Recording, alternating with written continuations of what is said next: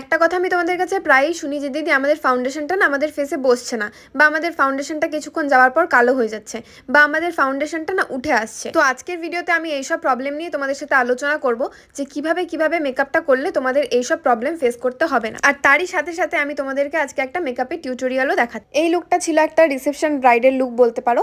আর এই লুকটা আমি দেখিয়েছিলাম আমার 5th ব্যাচে ব্রাইডাল মাস্টার ক্লাসের। তো তোমরা যদি কেউ ব্রাইডাল মাস্টার ক্লাস জয়েন করতে চাও তাহলে আমাকে কন্ট্যাক্ট করতে পারো। আমার কন্ট্যাক্ট নাম্বার 8597945760। তো তোমরা এই নাম্বারে কন্ট্যাক্ট করে কিন্তু সিট বুকিং করতে পারো যদি তোমরা আমার কাছে ব্রাইডাল মাস্টার ক্লাস করতে চাও। অলসো তোমরা যদি কেউ আমার কাছে সাজতে চাও, ব্রাইডাল মেকআপ করতে চাও বা পার্টি মেকআপ করতে চাও, তাহলেও কিন্তু আমার সাথে ওই নাম্বারে কন্ট্যাক্ট করে নিতে পারো। তো ফিরে আসি আজকের মেইন টপিকে, যে আমাদের মেকআপ প্রথমে আমি বলছি যে কেন উঠে যায়। ঠিক আছে, যখন নাকি তোমরা স্কিনটাকে প্রিপেয়ার করে নাও না, বা শীতকালে যখন নাকি তোমরা ময়শ্চারাইজার ইউজ করো না বা প্রাইমার ইউজ করো না, তখন কিন্তু মেকআপটা ভালো মতো বসবে না। তো স্বাভাবিকভাবেই মেকআপটা উঠে যাবে আর মেকআপটা কিন্তু লং লাস্টিং হবে না। আর অলসো অনেকের খুবই ড্রাই স্কিন আছে, তারা কিন্তু যদি ময়শ্চারাইজার না ইউজ করো বা তোমরা যদি ভালো মতো স্কিনটাকে প্রিপেয়ার না করে নাও, তাহলে কিন্তু তোমাদের মেকআপ কোনো মতেই বসবে না। আর সেটা কিন্তু কিছুক্ষণ পর উঠে যাবেই, কারণ যখন নাকি আমাদের স্কিনের টেক্সচার আমাদের যেটা আছে সেটা নাকি আমাদের ড্রাই হয়ে থাকে, তখন কিন্তু সেই মেকআপটা বসবে না আর বেশি লং লাস্টিং তো হবেই না।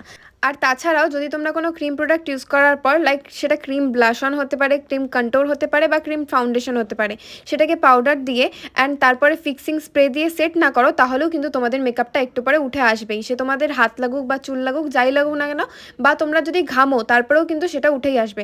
তো ফাউন্ডেশন বা যাই তোমরা লিকুইড প্রোডাক্ট ইউজ করো না কেন, তারপর কিন্তু তোমাদেরকে সেটা আবার পাউডার দিয়ে সেট করতে হবে। আর এইভাবে প্রপার ওয়েতে তোমরা যদি মেকআপটা করো, তাহলে কিন্তু তোমাদের মেকআপে আশা করি আর নেক্সট টাইম কোনো প্রবলেম হবে না। তো তারপর দেখো আমরা হাসাহাসি করতে করতে অলমোস্ট আধা মেকআপ তো কমপ্লিট হয়ে গেছে। আর তারপর এবার আমি তোমাদেরকে বলি যে তোমাদের মেকআপটা কেন কালো হয়ে যায়। মেকআপ কালো হওয়ারও অনেকগুলোই কারণ আছে, কিন্তু তার মধ্যে মেজর কারণগুলো আমি তোমাদেরকে বলছি। আর সবগুলো কারণ আমার এইটুকু ভিডিওর মধ্যে তোমাদেরকে বলা পসিবলও না, তার জন্য কিন্তু তোমাদেরকে আমার ব্রাইডাল মাস্টার ক্লাস জয়েন করতে হবে। আচ্ছা, তো মেকআপ কালো হয়ে যাওয়ার মেজর দুটো কারণ থাকতে পারে। এক নাম্বার কারণ হলো, তুমি যদি তোমার ফেসে যেখানে যেখানে তোমার ডার্ক স্পট থাকবে বা তোমার ডার্ক সার্কেল থাকবে, সেগুলো যদি আগে কভার না করে নাও, তাহলে কিন্তু তোমাদের কিছুক্ষণ যাওয়ার পর মেকআপটা কালো হয়েই যাবে। কারণ তোমরা যদি তোমাদের ডার্ক এরিয়াগুলোতে আগেই কারেকশন না করো, তাহলে কিন্তু সেটা পরবর্তীকালে গিয়ে তোমার মেকআপটা নষ্ট করবেই।